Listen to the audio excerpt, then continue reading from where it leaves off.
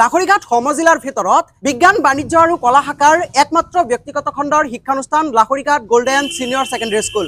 হয়, মই বৰ্তমান উপস্থিত আছো লাখৰিঘাট গোল্ডেন সিনিয়ৰ সেকেন্ডাৰী স্কুলত, য'ত দেখিবলৈ পোৱা গৈছে ডাইস্কুট প্ৰাপ্ত এখন ব্যক্তিগত খণ্ডৰ শিক্ষানুষ্ঠান এইখন গোল্ডেন সিনিয়ৰ সেকেন্ডাৰী স্কুল, য'ত বিজ্ঞান বাণিজ্য আৰু কলা তিনিটা শাখাৰ ছাত্ৰ ছাত্ৰীক পাঠদান দিয়া হয়। কেৱল এয়াই নহয়, এইখন বিদ্যালয়ত জানিব পৰা মতে বৰ্তমান সময়ত সেৱাৰ পৰা কোড লাভ কৰিছে। সেৱাৰ লগতে কাউন্সিলৰ পৰা কোড লাভ কৰা একমাত্ৰ ব্যক্তিগত খণ্ডৰ শিক্ষানুষ্ঠান, য'ত সম্পূৰ্ণ চিচিটিভিৰ নিৰীক্ষণত থাকে উক্ত বিদ্যালয়খন। জানিব পৰা মতে উক্ত বিদ্যালয়খনৰ 2024 বৰ্ষৰ যি মেট্ৰিক পৰীক্ষা, সেই মেট্ৰিক পৰীক্ষাৰ ফলাফলত সমগ্ৰ মৰিগাঁও জিলাৰ ভিতৰত চতুৰ্থ স্থান লাভ কৰিবলৈ সক্ষম হৈছিল। 2025 বৰ্ষৰ নতুনকৈ নামভৰ্তি প্ৰক্ৰিয়া আৰম্ভ হৈছে। নতুনকৈ নামভৰ্তি প্ৰক্ৰিয়া আৰম্ভ হৈছে নৱম শ্ৰেণীৰ পৰা, অৰ্থাৎ নৱম শ্ৰেণীত বৰ্তমান সময়ত দেখিবলৈ পোৱা গৈছে অসমীয়া আৰু ইংৰাজী দুয়োটা মাধ্যমতে পাঠদান দিয়া হয়। নৱম শ্ৰেণীত বৰ্তমান সময়ত নামভৰ্তি প্ৰক্ৰিয়া আৰম্ভ হৈছে। সমান্তৰালভাৱে মেট্ৰিক পৰীক্ষাৰ পাছতেই বিজ্ঞান বাণিজ্য আৰু কলা তিনিওটা শাখাত ছাত্ৰ ছাত্ৰীক নামভৰ্তি কৰিব পাৰিব মেট্ৰিক পৰীক্ষাৰ পাছতেই। আৰু বৰ্তমান সময়ত দেখিবলৈ পোৱা গৈছে উক্ত বিদ্যালয়খনৰ দেৱাগুৰি হাইস্কুলৰ অৱসৰপ্ৰাপ্ত ইংৰাজী শিক্ষকে উক্ত বিদ্যালয়খনৰ অধ্যক্ষৰ দায়িত্ব লৈছে। আৰু তেখেতৰ সৈতে কিছু কথা জানিবলৈ চেষ্টা কৰিম। যিহেতু দেখিবলৈ পোৱা গৈছে যে আপুনি এগৰাকী অৱসৰপ্ৰাপ্ত ইংৰাজী শিক্ষক আৰু বৰ্তমান সময়ত আপুনি এইখন বিদ্যালয়ৰ অধ্যক্ষ হিচাপে আপুনি দায়িত্ব লাভ কৰিছে, কেনেকুৱা লাগিছে বা কি ক'ব? মই জানুৱাৰী মাহৰ 1 তাৰিখৰ অধ্যক্ষ হিচাপে দায়িত্ব লাভ কৰিছোঁ। মই সুখী হৈছোঁ। ষ্টাফটো মোৰ বিৰাট ভাল।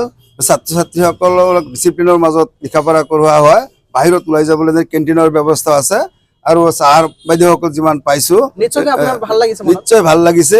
মই অৱসৰ হোৱাৰ পিছত যিখিনি কষ্ট অনুভৱ কৰিছিলোঁ এতিয়া আৰু নাপাওঁ। মই যিখিনি পাৰোঁ অভিজ্ঞতাৰ ফালৰ পৰা মই বিদ্যালয়খন আগবঢ়াই নিয়াৰ ক্ষেত্ৰত চেষ্টা কৰিম। আৰু মোৰ ষ্টাফৰ সকলোকে কৈছোঁ, আপোনালোকে নিজৰ বুলি বিদ্যালয়খন আগুৱাই নিবলৈ, ছাত্ৰ ছাত্ৰীসকলক আগুৱাই নিবলৈ চেষ্টা কৰক। আমাৰ এইখিনি আমাৰ লাগে। বিদ্যালয়খন মৰিগাঁৱৰ বা আমাৰ সমজিলাৰ ভিতৰত একমাত্ৰ এটা নিৰ্ভৰযোগ্য অনুষ্ঠান হিচাপে গঢ়ি তোলাৰ কাৰণে আমি দায়িত্ব লৈছোঁ আৰু এই দায়িত্ব আমি পালন কৰি যাবলৈ আমি মাৰ বান্ধি থিয় দিছোঁ। আমি আগবঢ়াই নিমেই। গতিকে আমি গাৰ্জিয়ানসকলক অনুৰোধ কৰোঁ যে নৱম শ্ৰেণীৰ পৰা দ্বাদশ শ্ৰেণীলৈকে দ্বাদশ শ্ৰেণীৰ যি কলা বিজ্ঞান আৰু এই বাণিজ্য বিভাগত যিসকল বিভাগ আছে এই ছাত্ৰবিলাকক নামভৰ্তি কৰিলে কোনো ধৰণৰ অসুবিধা নহয়। লেবৰেটৰী আছে। আমি আশা কৰোঁ আমি ভাল ৰিজাল্ট আগুৱাই লৈ আহিম। আৰু পিছৰ যোৱা বছৰৰ ৰিজাল্টকেইটা আমাৰ ভাল, এইবাৰো ভাল ৰিজাল্ট কৰিব আৰু অহাবাৰৰ ৰিজাল্ট আৰু আমি অধিক ভাল কৰাৰ বাবে আমি মাৰ বান্ধিছোঁ বা কথা দিছোঁ। ইতিমধ্যে নামভৰ্তি প্ৰক্ৰিয়া আৰম্ভ হৈছে। আমিও নৱম শ্ৰেণীৰ বছৰেকীয়া পৰীক্ষা 10 তাৰিখৰ পৰা আৰম্ভ কৰিম। টেনত আমি প্ৰমোশ্যন দি দিম। এইবাৰ ফাৰ্ষ্ট ইয়াৰ যিখিনি পৰীক্ষা ইয়াতেই হ'ব। এইটো আমি বিৰাট সুখী হৈছোঁ। বিভাগীয় কৰ্তৃপক্ষৰ পৰা এইটো আমাৰ কাৰণে এটা ডাঙৰ সফলতা। অনলাইন এডমিশ্যনো হয় আৰু গাৰ্জিয়ানসকলে কোনো চিন্তাই কৰিব নালাগে ল'ৰা ছোৱালীৰ ভৱিষ্যতৰ কাৰণে। আমাৰ যিখিনি এটা অনুষ্ঠানত চৰকাৰী অনুষ্ঠানত যিখিনি ডাইস্কুট লাগে সেইখিনি আমি ইতিমধ্যে লাভ কৰিছোঁ। গতিকে এডমিশ্যনৰ ক্ষেত্ৰত কোনো হাবাথুৰি খাব নালাগে।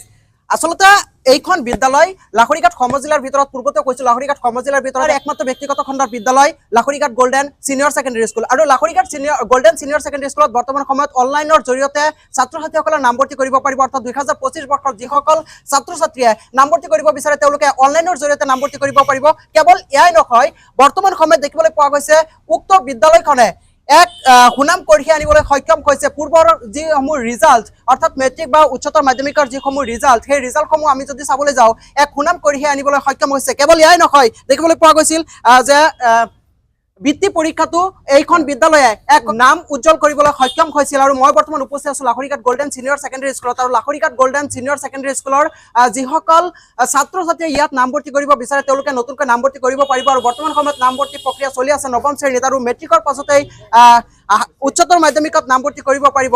আৰু এনে বৰ্তমান সময়ত দেখিবলৈ পোৱা গৈছে যে উক্ত বিদ্যালয়খনৰ যি সামগ্ৰিক পৰিৱেশ আপোনালোকক দেখুৱাইছোঁ আৰু সম্পূৰ্ণ চিচিটিভি নিৰীক্ষণত থাকে। আপোনালোকক আৰু এটা কথা স্পষ্টভাৱে ক'ব বিচাৰিছোঁ যে এইখন বিদ্যালয়ত দৰিদ্ৰ সীমাৰেখাৰ তলৰ যিসকল মেধাৱী ছাত্ৰ ছাত্ৰী আছে তেওঁলোকে অতি কম খৰচত বা তেওঁলোকে সম্পূৰ্ণ বিনামূলীয়াত ইয়াত কৰিব পাৰিব। সমান্তৰালভাৱে এইখন বিদ্যালয়ত হোষ্টেলৰ ব্যৱস্থাও আছে বুলি ইতিমধ্যে আমাক জানিবলৈ দিছে। সমান্তৰালভাৱে আছে কেণ্টিনৰ ব্যৱস্থা। আপুনি কি ক'ব, যিহেতু দেখিবলৈ পোৱা গৈছে 25 বৰ্ষৰ নামভৰ্তি প্ৰক্ৰিয়া আৰম্ভ হ'ব? 2025 নামভৰ্তিকৰণ অভিযান আমাৰ ইতিমধ্যে আৰম্ভ হৈছে। গতিকে আমি লাহৰীঘাট সমজিলাৰ সমূহ অভিভাৱিকাসকলক অনুৰোধ জনাম যে এইখনে এখন একমাত্ৰ অনুষ্ঠান। স্বাধীনতাৰ পিছত লাহৰীঘাট সমষ্টিত এনেকুৱা এটা অনুষ্ঠান নাই যিটো অনুষ্ঠানত তিনিওটা বিভাগ, বাণিজ্য, কলা আৰু বিজ্ঞান, এই তিনিওটা বিভাগ থকা কোনো অনুষ্ঠান আমাৰ সমষ্টিতে নাই। সেইফালৰ পৰা একমাত্ৰ অনুষ্ঠান, ব্যক্তিগত অনুষ্ঠান Laharighat golden senior secondary school. এইখন অনুষ্ঠানত আপোনালোকৰ কেনেকুৱা ফলাফল কেনেকুৱা আহিছে? এইখন অনুষ্ঠানতে তিনিওটা বিভাগতে আপোনালোকে নামভৰ্তি কৰিব পাৰিব। যোৱা যিটো ৰিজাল্ট, আমাৰ যোৱা ৰিজাল্টত সুন্দৰ ফলাফল দাঙি ধৰিবলৈ আমি সক্ষম হৈছোঁ। আমাৰ ইয়াৰ শিক্ষকসকলো অভিজ্ঞ শিক্ষক, বহুতো অভিজ্ঞ শিক্ষকৰ দ্বাৰা পৰিচালিত হয়। আৰু ছাত্ৰ ছাত্ৰীসকল, যিবিলাক ছাত্ৰ ছাত্ৰী অলপ লেহেম গতিত পদ্ধতিৰ আছে, সেইবিলাকক আমি নিজে শিক্ষকসকলে ঘৰত গৈ হোম ভিজিট কৰি তেওঁলোকক আগুৱাই আনিবলৈ আমি আপ্ৰাণ চেষ্টা কৰোঁ। আৰু সেই চেষ্টাত যোৱাবাৰৰ ৰিজাল্টত আমি সকলো 100% ৰিজাল্ট হৈছে আৰু 100% সুন্দৰ ৰিজাল্ট হৈছে। ফাৰ্ষ্ট ডিভিজনে আমাৰ লাষ্ট, থাৰ্ড ডিভিজন বা ছেকেণ্ড ডিভিজন আমাৰ বিদ্যালয়ত নাই।